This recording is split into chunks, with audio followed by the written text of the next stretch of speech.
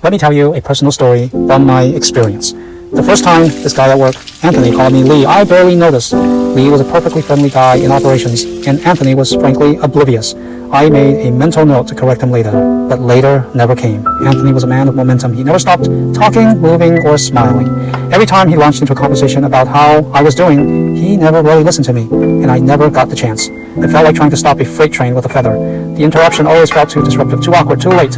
Lee became my unofficial office moniker to him. It was no longer a mistake. It was my name, according to Anthony's reality. The longer the silence stretched, the heavier the correction became. What started as a simple syllable turned into a full explanation of why I let him call me Lee for so long. I had accidentally created a false identity of an incorrect name, and now to correct it I needed a crowbar and an apology. Then came the perfect opportunity. I was in the office restroom, a rare moment of isolated peace. I had finished washing my hands. Then Anthony walked. "Hey, Lee," he called. He was looking directly at me, waiting for a response. This was it. No distraction, just Anthony and me, ready to set things straight. I took a deep breath, determined. "I'm not Lee. My name is..."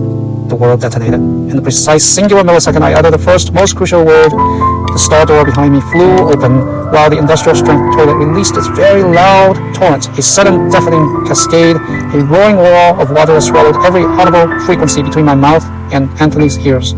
I watched, mouth still slightly open, as Anthony simply nodded, a pleasant, empty smile plastered on his face. The sound subsided, leaving a vacuum of air. He gave a final nod and happy smile, all without registering a single word I just said. In that moment, watching him oblivious to the great existential crisis he had just failed to avert, I realized my fate was sealed. I would forever be Lee in his mind. The chance for correction was not just missed, it was permanently vetoed.